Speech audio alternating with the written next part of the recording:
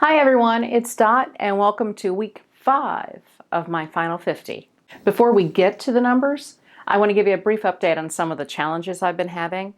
And then after that, I want to talk about a chronic problem I've had for a while. So my trainer kept pushing me really hard at the gym and I was all for it and gung-ho. But unlike the last time, I didn't wait for my muscles to recover. I just made the decision to stay as active as possible. I did a lot of walking. I ended up going somewhere around 11 miles for the entire week. I also stayed active during the day, doing chores or just walking the dogs. As a result, my post-workout soreness cleared up a lot faster.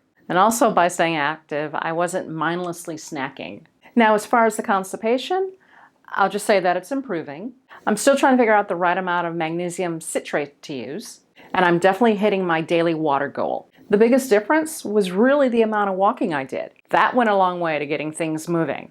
I'm hoping this week it'll clear up completely. So now it's on to my chronic problem. My insomnia happens 3 different ways. 1, I go to bed and then next thing I know I'm up 2 to 3 hours later and I can't fall back to sleep. 2, there are times when no matter how tired I am, once my head hits that pillow, I immediately wake back up and I'm up for the night. And finally, there'll be nights where 9 o'clock rolls around and the next thing I know I have my second wind and I'm up till 6 in the morning. If you're having trouble sleeping, it's a lot easier to gain weight. It's not that you just get so tired you make really bad food choices, although you really do. The main reason is your hormones get out of balance. Specifically ghrelin, which is the hunger hormone, it tells you when you're hungry, when to stop burning calories, and when to store fat. On the other hand, you have leptin, which is the hormone that tells you you're full. Now it's time to start burning calories again. Ghrelin's active when you're awake, leptin when you're sleeping. If you don't get a good night's sleep,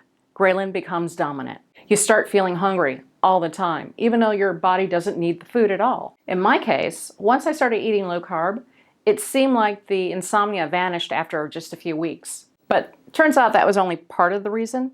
There's no doubt going low carb reset my completely out of whack hormones. Besides eating right, I also quit my job. And the main reason for quitting my job was so I could get physically healthy. But as a happy side effect, it improved my mental health. When people say low carb is a lifestyle, that doesn't mean quitting your job. And I'm not even recommending that. We all have bills. In my case, I was overly stressed by my job and I never really realized it. It caused me to wake up as soon as I try to fall asleep, always thinking about what I got to do at the office. Or just wake me up at 2 a.m. I had to quit my job because I didn't have the skills to cope with that level of stress. And I gained 125 pounds while I worked there. And that was all from stress eating. To be honest, a lot of that stress was definitely self-induced. I could have left the office at 5 p.m. every day. I didn't need to bring work home after working 15 hours at the office. And I didn't have to completely unload on my husband every night for hours on end talking about what a craptastic day I had. I dealt with it by eating, and as a result, my health hit rock bottom. So yes, my insomnia went away, but stress never goes away. I just found different things to stress about. So to stay healthy and not stress eat, I had to find a way to cope with my stress. Learning how to knit was a huge help. When I'm focusing on knitting a pattern, I don't get bogged down or focus on what's bugging me. If the knitting needles aren't nearby, I then go for a walk. And walking turned out to be a boon for me because I could work out the problem mentally and then figure out a course of action. Now in the past, those techniques have worked great, but now the insomnia is back with abandon. I'm eating low carb, but I don't have a job, and my knitting and my walking just aren't helping me out like they used to. As you know, once I had that hysterectomy, I went straight into menopause.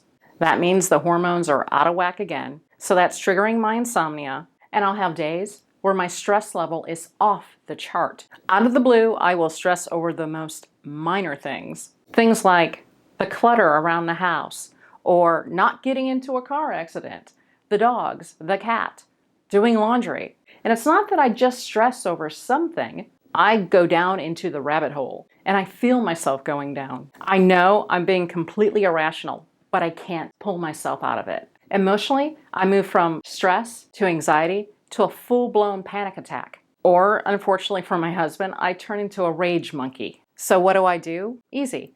The old bad habit comes back and I head straight for that fridge. Thankfully this week I decided to go on long walks instead. A few months after my surgery, I decided to look at strategies to help me with my anxiety and insomnia. I bought a diffuser and essential oils to help me with my mood and sleep. And I picked up some lavender bath salts to help me relax in the evening when I take a shower. Both are great and they definitely helped, but I didn't make it a habit. The other thing I'm trying to get into is mindfulness. If you're not familiar with mindfulness, it's a therapeutic technique that helps you focus on the present right now. You observe your thoughts and feelings without judging them. Another word you could use is meditation. And so far, I just haven't been able to get fully into it. It seems just too intangible for me, whereas eating low carb is very tangible. Eat fewer carbs, more fat, moderate amount of protein. That's pretty simple and straightforward. This past week, I've had about 20 hours of sleep, more or less.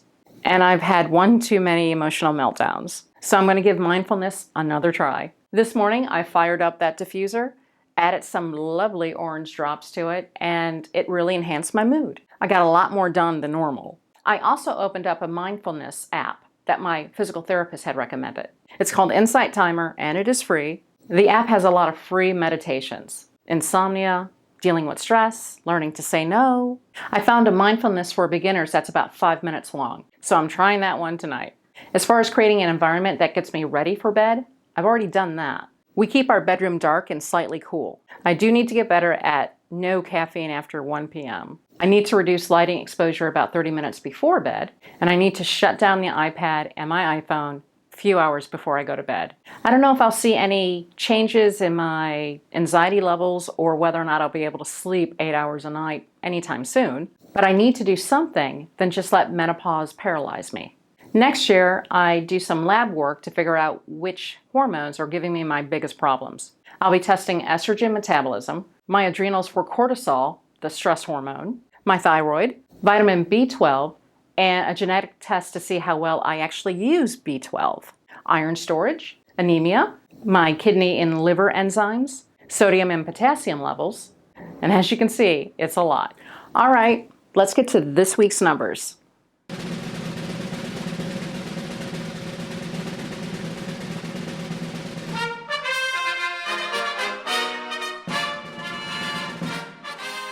Last week, I weighed 214.2 pounds, up 0.7 pounds from week 3. This week, I'm 212.4. That's a loss of 1.8 pounds.